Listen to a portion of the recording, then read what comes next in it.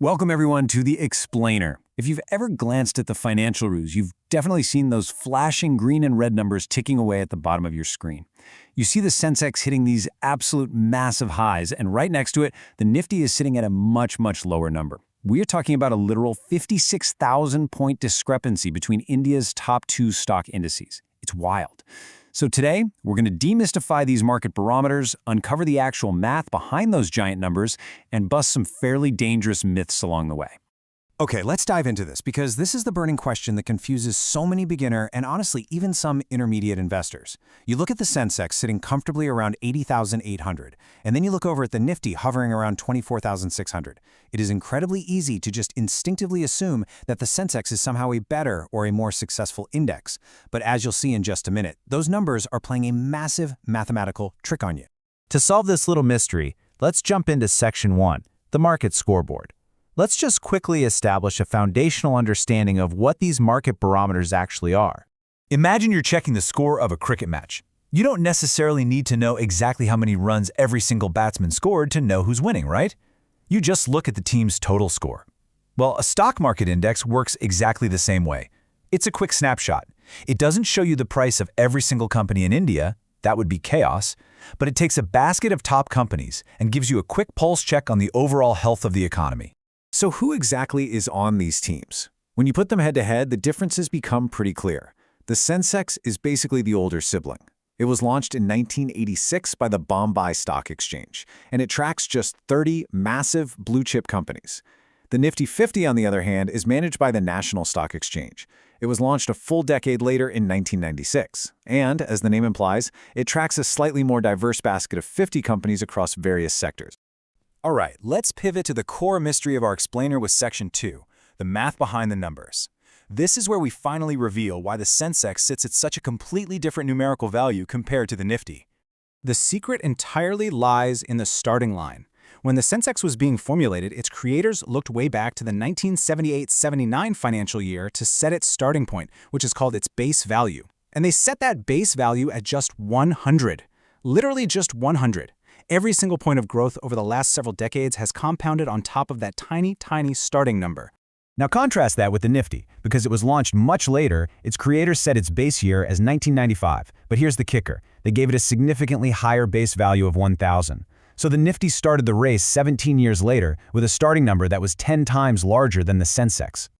And this brilliantly illustrates the reality of the situation. Looking at this 40-year market journey, you realize the Sensex isn't necessarily performing better than the Nifty on a day-to-day basis. Not at all. It has simply had a much longer runway to grow. It's been compounding its gains over several more decades, starting from that tiny base of 100. It's kind of like comparing a marathon runner who started an hour ago to a sprinter who literally just left the blocks.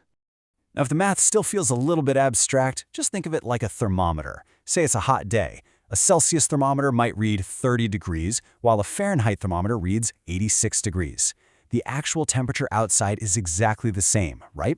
You're just using two entirely different mathematical scales to measure it. The Sensex and Nifty are exactly like that, just two different scales measuring the exact same Indian market sentiment. And this brings us to an absolutely vital takeaway for your own investing journey. Never, ever panic over absolute point drops. When the news anchors scream, Sensex plunges 500 points. I know it sounds terrifying, but remember the scale we just talked about. A 500-point drop on an 80,000-point index, that's less than a 1% move. You must always train your brain to evaluate market movements by percentages, not point values. So, you understand the math now, but which index should you actually pay attention to, or even trade? Let's dive into Section 3, choosing your battlefield, and figure out which one makes sense for you. Now, what's really interesting about this slide is how the underlying structure actually changes the way these indices behave. Because the Nifty holds 50 stocks instead of just 30, it naturally has lower volatility. It's simply more diversified. It also features incredibly high liquidity, meaning it's super easy to buy and sell. And crucially, when global markets, like say the Dow Jones in the US, experience overnight shocks, the Nifty's broader base tends to absorb that impact much better. The Sensex, being narrower, can react very sharply. So for beginners, the Nifty often provides a much smoother ride. But despite those differences, let's look at why they ultimately tend to trend exactly together. The biggest companies in India, we're talking heavyweights like Reliance Industries, HDFC Bank, and Infosys. They are the driving forces in both baskets. When these massive companies have a great day, both indices rise. When they stumble, both indices drop. They are heavily linked by these giants.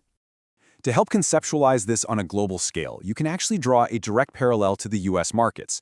The Sensex is very much like India's Dow Jones. It's an older, narrower index tracking exactly 30 massive companies. The Nifty 50, then, is India's S&P 500, a slightly broader, more modern index that gives a wider representation of the overall economy. All right, having mastered the mechanics, let's zoom out a bit to the macro level for Section 4, Debunking Stock Market Myths. It is time to protect you from the really dangerous assumptions people make when they see these indices hitting all-time highs on the evening news. When indices roar, retail investors tend to fall for 5 incredibly common myths. They assume a strong GDP automatically guarantees stock growth. They think that all Indian stocks are just universally a bargain, that stocks will always, without fail, beat safe debt, that high earnings will last forever, and finally, that big money flowing into the market tells us exactly where prices are going next. Well, let's dismantle the biggest ones right now. First up, the economic myth. People think, hey, India's GDP is booming, so the stock market must go up, right? But that's a massive reality check waiting to happen. The stock market is a forward-looking machine. It prices in future expectations, not today's GDP. In fact, if investors are paying incredibly high valuations today just because they are so excited about the current economy, your forward returns actually have an inverse relationship. Take a second to think about that. If you pay way too much today, your future gains actually shrink regardless of what the GDP is doing. And that leads us directly to the myth of the universal bargain. Right now, the top 50 stocks in the Nifty might look pretty reasonably priced. But beneath the surface, the broader market is what analysts call frothy. Basically, prices are highly inflated. Remember, price matters. Stocks are inherently riskier than debt, meaning they require a risk premium, which is just a higher potential reward to justify taking the chance in the first place.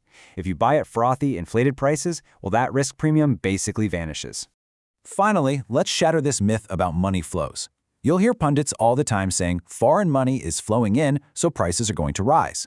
But this has cause and effect totally backwards. Money flowing into the market doesn't predict prices, it reacts to them. The act of buying follows a change in sentiment. Investors buy because their expectations changed, and that results in a flow of money. Never, ever blindly follow the herd's money. You need to follow the actual value of the businesses.